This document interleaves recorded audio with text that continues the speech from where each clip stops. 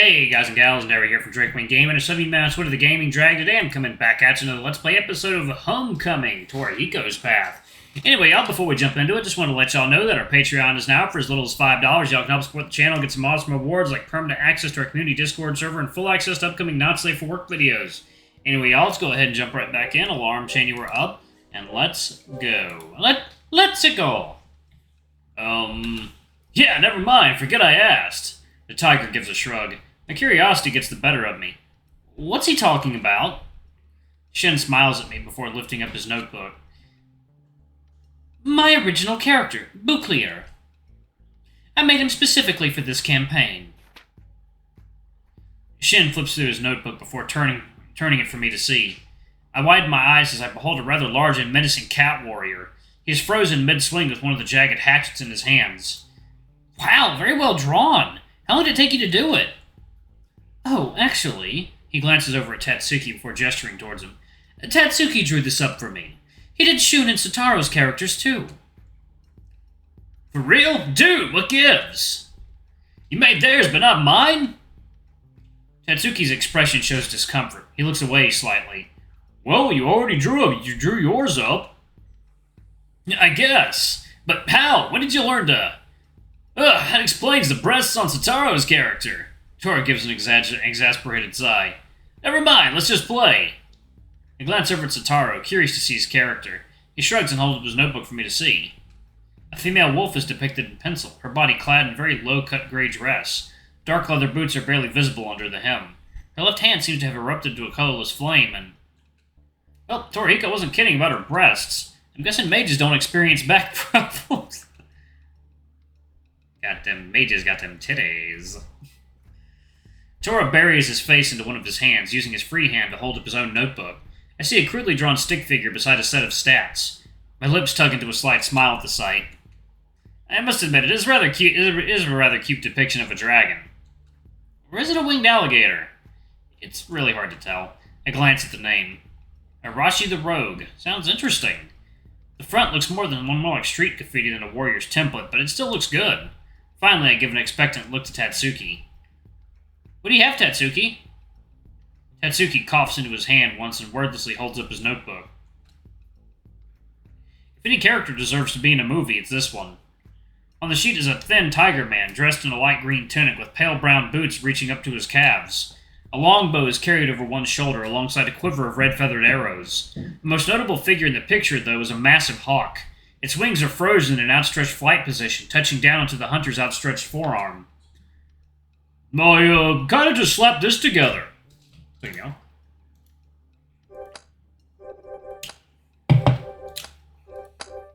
The house is awash with the smell of tacos. We're having chicken tacos tonight. In my defense, I was a little drunk when I made it. When aren't you ever drunk? An idea comes to my mind, and I glance over at Sataro. Mouthing a request to him, he responds with a smile before tearing a sheet of paper out for me and sliding it across the table. Do you think you could make one for me, Tatsuki? Huh. The dragon gives me a nervous smile before reaching for the paper. Oh, sure. I mean, I can try. What would you like?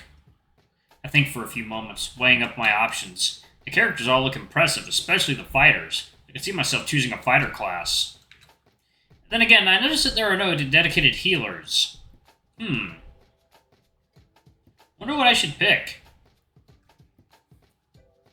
Make me a cool barbarian. There's just something appealing about being a fighter. I like to be a mix of both. I'd probably be a spell sword.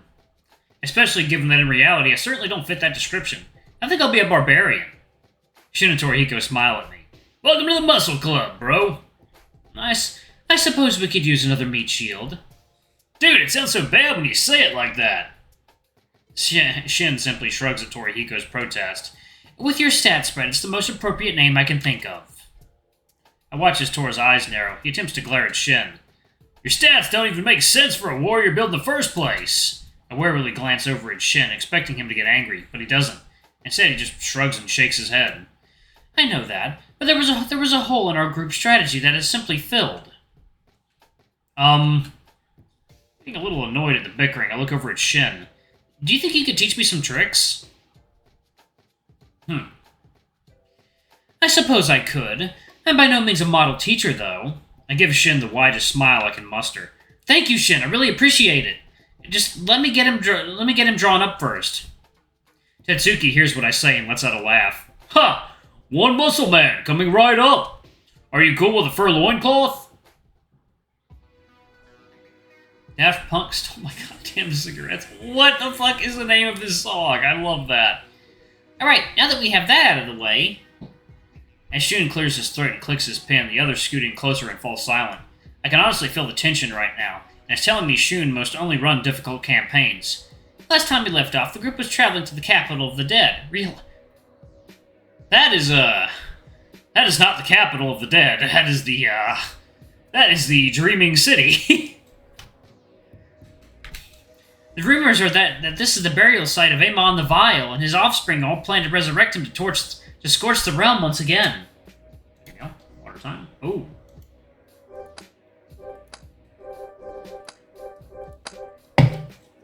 Yeah. Riele is the dreaming city in which sleeping Cthulhu slumbers, one day to rise from the waters. To rise from the waters and destroy our very planet. But something always happens, so he just keeps coming back up and sinking back down. It's pretty silly. I just think he's probably being pretty lazy, honestly. It's a good excuse to not do anything. As our brave party paddles across the stagnant and foggy waters towards Riele, they spot a boat in the distance, docked to a rotting pier. Another hero has emerged from the darkness and has been venturing to Riele with nothing but the flames of vengeance lighting their way. Shun smiles and peeks over his glasses at me. He makes a motion with his hand, although I don't recognize it. Zatara waves at me to get my attention before waving his pen at me in a theatrical gesture. Oh! I chuckle as the gesture finally clicks. Lifting the ballpoint pen above my head like a sword, I lock eyes with Shun. Suddenly the wolf's expression changes, a serious look on his face. The children of Amon have gathered to awaken their father. There's no telling what horrors you will face, and you are likely to get very closely acquainted with death. Before you enter the crypt of Amon, you must leave your sanity at the door. Brave barbarian, do you accept your fate, no matter the consequences? I feel everyone's eyes on me, which sends a chill down my spine. Is this really just a game? Everyone is being so serious. I do. For a few moments, nobody says a word. I feel a bit silly holding this pin up in one hand and a bag of chips in the other, but I don't dare stop. Okay, hero. Are you ready for your first battle? What? Shun grins widely at me. The party of heroes have only just arrived at the banks of Riele. You'll have to survive the demon horde until they arrive to assist you. I flat my ears against my head. By myself? Shin smiles over at me and nods. Good luck. Torihiko bursts into laughter. Shun did the exact same thing to me when I first joined. I look over at Tatsuki, who simply rubs the back of his head. That's how I first died in this game, too. Satara gives me a reassuring smile and flashes me a thumbs up. Don't worry, Mr. Nishimura. I doubt Shun will kill you this early on. I bury my face into my hands and shake my head. Yeah, that really does much for my confidence. I look over at Shun and sigh. Okay, what's first? Shun glances down at his notebook and smiles to himself. After walking along the abandoned and rotting streets of Riele, you see a giant structure begin to form in the fog. Is this the Tower of Shadow? This is the Tower of Shadows, the final resting place of Amon. Shun suddenly slaps his palm down on the table, causing us all to jump. Like, no.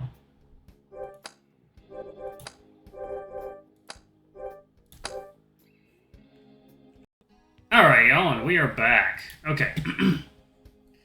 Satara gives a cry of protest as he almost spills his noodles. The youngest of Amon's kin, Naama, appears before you. She is aware of your plan to kill her and her siblings, but intends to offer your heart to her resting father. How will you proceed? I stare down at the dice in the middle of the table, weighing up my options. The part that confuses me the most is that I have so many. I could run, fight, negotiate. It's just one. You can take her. I look over at Sataro as he gives me encouragement. Yeah, vanquish that she-devil! Her cultists killed Gus during our last session! Tatsuki's yell makes me jump, but it fires me up at the same time. Okay, I'm gonna fight. What do I have to do? Shun gives a satisfied smile before pointing to his dice. First, you need to roll to determine the turn order. Since you don't have your own, you can use mine. With a gulp, I glance at the dice. Pray to the dice gods. I decide it's best to play it safe. I've read that the so-called dice gods can be unforgiving to those who are unprepared. Okay, give me a moment. I don't want to mess this up. I clamp my hands together and bow my head as if I were at a shrine. After waiting a few moments, I reach for the dice. Tatsuki shakes his head and snickers at my superstitious gesture. Shh, you'll be fine. I ignore him and roll. You'll probably get at least... I can feel a stinging sensation in my chest as I behold the results of my roll. 4. The grin fades from his face, replaced with an expression of pity. Oh, that sucks. Shun gives a smirk as he retrieves the dice and rolls. And that's a 12. Naoma attacks first. I breathe out a disappointed sigh as Shun reaches for the dice once again, rolling with anticipation. A 10, huh? He glances down at his notebook and jots down a few numbers. Despite my shameful roll, I can't help but smile as the little wolf's tongue pokes out the corner of his mouth. Nope, not enough to land a good hit against you, hero. I blink as he stares back up at me. Relief washes over me as I realize that I still have a chance. How embarrassing would it be that if I died at the very start of the game? You're still in the fight, Hiroyuki! Tora beams at me, offering words of encouragement. Shin nods as if in agreement. Good to see you can save yourself when I'm not around. He shifts his glance sideways at Torihiko. Unlike someone else we know. What? Ignoring the bickering feline, Shun gives me a reassuring smile. You're up, hero. Make us proud. Taking a breath, I pick up the dice. Giving it a good shake, I finally roll. 20! Shock is painted all over Tor's face as he stares first at the dice and back at me. There you go. Water time. Damn, it was a good roll, man. Holy crap! A look of annoyance appears on Shun's face, which confuses me. I thought he wanted me to do good. Just like that? He adjusts his glasses and sighs. Man, if I didn't have big plans for her, that would have been a killing blow. I feel better when he tells me that, realizing the reason for his annoyance. Can't we just make it one for my sake and say beginner's luck? My teasing brings a few chuckles, improving the otherwise tense mood.